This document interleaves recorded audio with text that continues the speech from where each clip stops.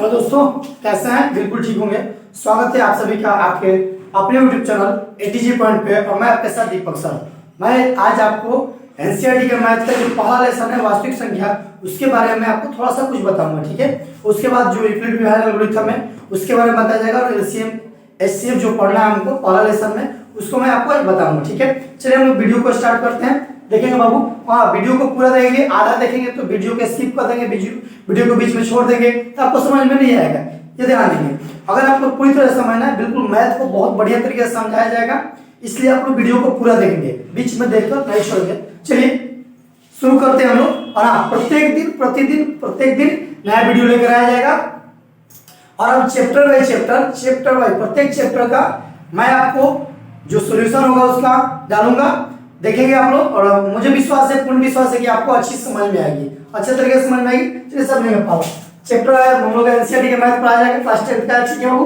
चलिए समझे चैप्टर 1 क्या हम लोग को वास्तविक संख्या। क्या है वास्तविक संख्या? इसका इंग्लिश होता है बाबू रियल नंबर। क्या होता है? रियल नंबर, ठीक है, क्लियर। चलिए वो समझने वास्तविक संख्या किसे कहते हैं। वास्तविक संख्या मतलब परिमेय और अपरिमेय संख्या जो होगा, परिमेय संख्या और कौन अपरिमेय संख्या को क्या कहते हैं बाबू? अगर मिला देंगे तो उसको कहते हैं जी वास्तविक संख्या। क्या कहते हैं उसको? वास्तविक संख्या। जैसे √5, √7, √6 यानी कि √7 √5 क्या है? अपरिमेय संख्या। इसके बारे में और मैं आपको डीपली बता दूंगा, ठीक है, कोई दिक्कत नहीं है। ऐसा समझ में आता है। हालांकि ये पहले से आप लोग जानते भी हैं, क्लास 6 में भी पढ़ा है प्राकृतिक संख्या, क्लास 7 में भी, 8 में, 9th में, और अब 10th में पढ़ रहे हैं, ठीक है। चलिए समझेंगे। अब बात करेंगे प्राकृतिक संख्या के बारे में, यानी कि इसको इंग्लिश में कहते हैं नेचुरल नंबर। क्या कहते हैं इसको? नेचुरल नंबर, नेचुरल नंबर्स, ठीक है। नेचुरल नंबर्स प्राकृतिक संख्या। देखिए वो गिनती की जो भी संख्या है, गिनती की सभी संख्या को प्राकृतिक संख्या कहते हैं, ठीक है। यानी सबसे छोटी प्राकृतिक संख्या की बात करेंगे तो सबसे छोटी प्राकृतिक संख्या बाबू 1 होती है, ठीक है।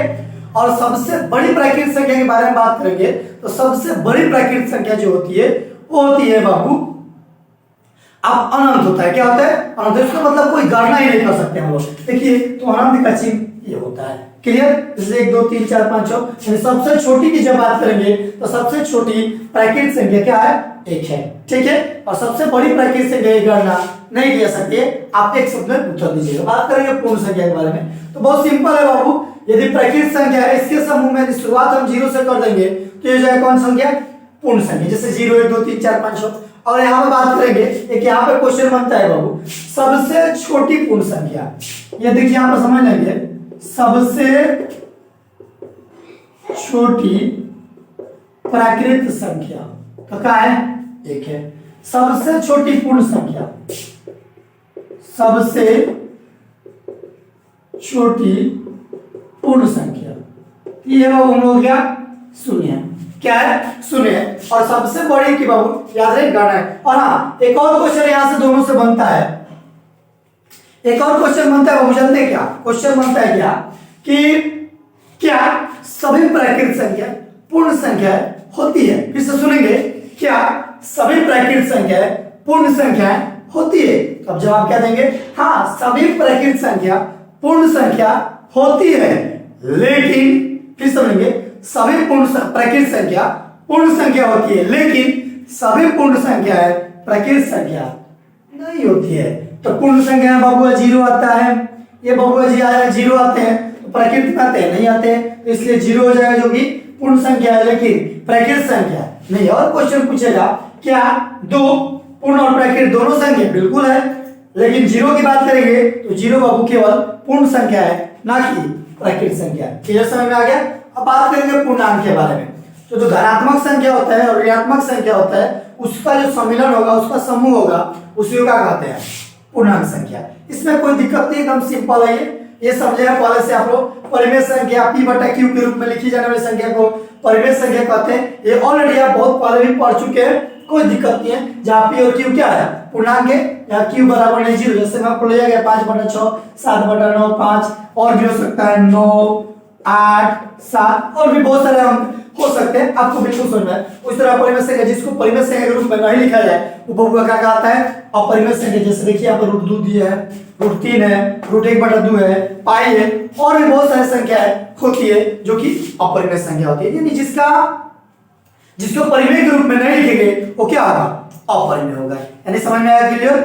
सबको समझ में आएगा? बिल्कुल समझ में आ रहा होगा। चलिए आप इसके स्क्रीनशॉट लीजिए, फिर मैं आपको इसके बाद नए टॉपिक लेकर आ रहा हूं, स्क्रीनशॉट लीजिए।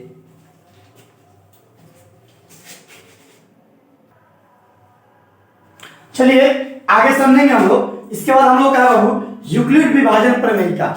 इसके बाद हम लोग का पहला चैप्टर में आता है। हम लोग जब चैप्टर में आएंगे तो सबसे पहला पॉइंट मिलता है हम लोग को यूक्लिड विभाजन प्रमेय का, उसके बाद में समझेंगे हम लोग। ठीक है, देखिए ये क्या है, देखिए यूक्लिड विभाजन प्रमेय का है क्या, दो धनात्मक पूर्णांक ए और बी, दो को धनात्मक पूर्णांक ए और बी दिया है, तो एक ऐसी अद्वितीय पूर्ण संख्या है जहां Q और R विद्यमान है कि A बराबर BQ प्लस R, जहां 0 less than equal to R less than equal to 0 less than क्या B है। क्लियर समझ में? यानी कि जो R का मान आएगा 0 होना चाहिए। क्या होना चाहिए? 0 है या 0 के बराबर, उससे बड़ा नहीं होना चाहिए। क्लियर समझ में? ठीक है ना? क्लियर समझ में? यहाँ तक समझ। फिर समझ यूक्लिड विभाजन प्रमेय क्या है क्या, तो भाई दो धनात्मक पूर्णांक A और B दिए रहने पर ऐसी अद्वितीय पूर्ण संख्या है Q और R विद्यमान है कि बस यही यूक्लिड विभाजन प्रमेय का सूत्र यही रहता है। ठीक है, क्लियर समझ में? और अब इसके बाद हम लोग का एल्गोरिथम क्या है, एल्गोरिथम। यूक्लिड विभाजन जो है इसका एल्गोरिथम क्या करता है, यह एक सुपरिभाषित चरणों की एक श्रृंखला है जो एक विशेष प्रकार की समस्या को हल करने का क्या रहता है, विधि या प्रक्रिया। यानी ये जो हम लोग अभी ऊपर देखे हम लोग, ये क्या रहता है, यूक्लिड विभाजन प्रमेय क्या है, ये एल्गोरिथम में जब चलते हैं इसका रूप बदलता है तो क्या है, सुपरिभाषित की। जैसे कि मान लीजिए यहाँ पर हमने हम 16 और एक ले लिए 20, 16 और 20 लिए, तो हम इसको डिवाइड कर रहे हैं, तो देखिए 20 को 16 एकम 16 तो क्या है 4 है ना, फिर लेंगे 16 तो 4 होगा 16, यानी कि कट गया ना आगे। तो देखिए यानी कि चरण तरीके से आगे बढ़ते जा रहे हैं हम लोग, तो यही तरीका। इसी को ये तो हम लोग मतलब तेजी में बनाए, इसी को यदि हम इस रूप में चलेंगे तो भाई क्या होगा, 16 एकम देखिए तो 20 बराबर हो जाएगा, पर मानेंगे हम लोग ए और बी मान के तो 20 बराबर हो जाएगा 16 गुने 1 का प्लस 4, यानी कि यहाँ पर देखिए 16 एकम 16 16 4 20, यानी कि आ गया। अब चलेंगे मान लीजिए 4 शेष बचा तो फिर यहाँ पर लेंगे हम 16 को, तो 16 ए बन जाएगा, तो 4 गुने 4 और प्लस का 0, यानी कि 0 हो गया, से 0। यही श्रृंखला क्रम के अनुसार चलता जाएगा, जो आपको सवाल से बताया जाएगा और बढ़िया तरीके से समझ में आएगा, घबराने की बात नहीं है। ठीक है, कोई दिक्कत यहाँ तक? चलिए इसके बारे में थोड़ा सा एल्गोरिथम है क्या, एल्गोरिथम जो शब्द है बाबू ये 9वीं शताब्दी में, कौन सा किस शताब्दी में, 9वीं शताब्दी में एक फारसी गणितज्ञ अल-ख्वारिज़मी के नाम से लिया गया। किसके नाम से लिया गया? फारसी गणितज्ञ। क्या नाम था उनका? अल-ख्वारिज़मी। क्या नाम था उनका? अल-ख्वारिज़मी।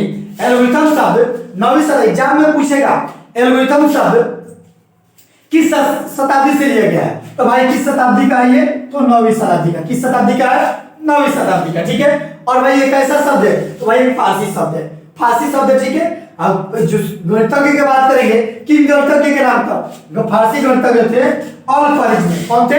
अल-ख्वारिज़मी। उन्हीं से लिया गया क्या, एल्गोरिथम शब्द। क्या लिया गया है? एल्गोरिथम शब्द। आपको समझ में आ रहा होगा। चलिए आगे हम देखिए आगे।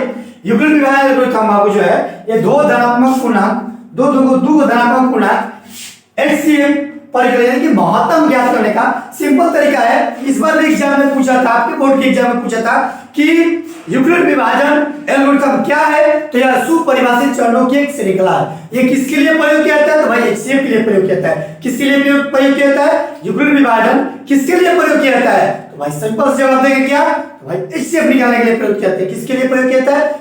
HCF। मेरे ख्याल से आप सबको समझ में आया होगा, बढ़िया समझ में आया होगा। चलिए अगले वीडियो में एक्सरसाइज 1.1 लेकर मैं हाजिर होऊंगा।